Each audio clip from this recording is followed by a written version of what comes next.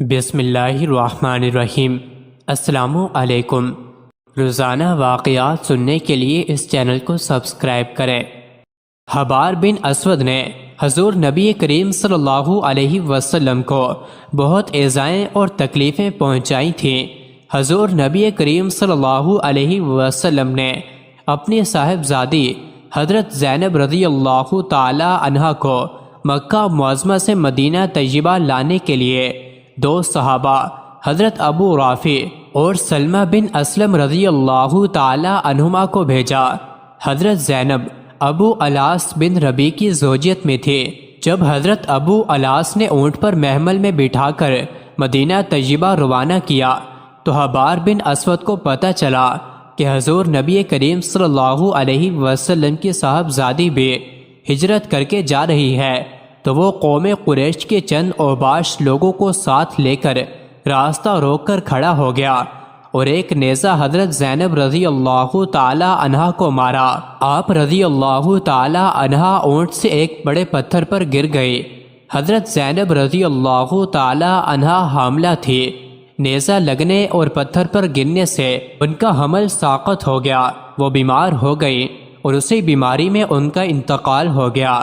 حضرت زبیر بن عوام رضی اللہ عنہ فرماتے ہیں کہ میں نے جب بھی نبی کریم صلی اللہ علیہ وسلم کو حبار کا تذکرہ کرتے دیکھا تو ہمیشہ غیظ و غضب کے ساتھ دیکھا، اور جب بھی آپ صلی اللہ علیہ وسلم کوئی سریہ روانہ فرماتے تو انہیں کہتے کہ اگر تمہیں راستے میں حبار بن اسود مل جائے تو اس کے ہاتھ پاؤں کاٹ کر اس کی گردن اڑا دینا، اور واللہ میں بھی اسے ڈھونڈتا رہتا اور اس کی پوچھ تاچھ کرتا رہتا تھا، اور اللہ جانتا ہے کہ اگر میں اسے پا لیتا تو اس کے رسول کے پاس پہنچنے سے پہلے ہی اسے قتل کر دیتا۔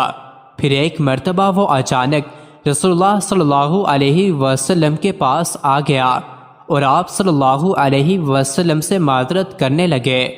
حضرت جبیر بن معطم رضی اللہ عنہ فرماتے ہیں کہ میں نبی کریم صلی اللہ علیہ وسلم کے ساتھ ان کے صحابہ کے درمیان بیٹھا تھا، اتنے میں حبار بن اسود آئے، اور جیسے ہی صحابہ کی نظر اس پر پڑی تو انہوں نے کہا یا رسول اللہ، حبار بن اسود؟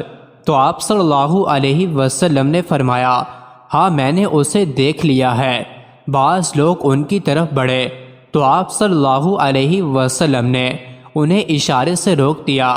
حبار آپ کے پاس آ کر کھڑے ہو گئے اور کہا اے اللہ کے رسول، آپ پر سلامتی ہو، میں گواہی دیتا ہوں کہ اللہ کے سوا کوئی معبود نہیں، اور بے شک آپ اللہ کے رسول ہیں۔ میں تو آپ صلی اللہ علیہ وسلم سے بھاگ کر دور شہروں میں چلا گیا تھا اور اجمیوں سے مل جانے کا ارادہ تھا، پھر مجھے آپ کا لطف و کرم، فضیلت، نیکی اور آپ کو نہ پہچاننے والوں سے آپ کا درگزر یاد آیا۔ اے اللہ کے رسول، ہم اہل شرک تھے، اللہ نے آپ کے ذریعے ہمیں ہدایت دی اور آپ کے ذریعے ہمیں ہلاکت سے نکالا۔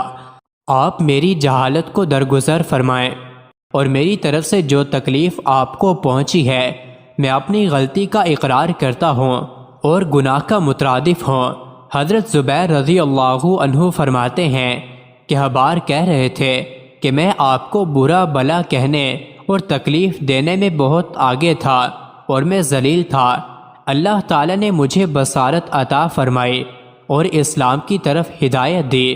حضرت زبیر رضی اللہ عنہ کہتے ہیں کہ میں رسول اللہ صلی اللہ علیہ وسلم کی طرف دیکھ رہا تھا، آپ حبار کی باتوں پر سر ہلا رہے تھے، اور پھر آپ نے فرمانا شروع کیا میں نے تجھے معاف کر دیا ہے، اور اسلام پچھلے گناہوں کو مٹا دیتا ہے۔ حضرت حبار رضی اللہ عنہ زبان کے بہت پکے تھے، اسلام لانے کے بعد انہیں گالیاں دی جاتیں اور انہیں معلوم ہو جاتا مگر یہ اس کا جواب نہ دیتے۔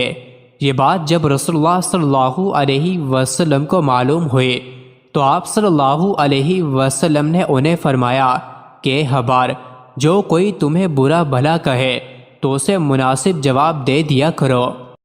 مزید ایسی ہی ویڈیوز کے لیے چینل کو ضرور سبسکرائب کریں۔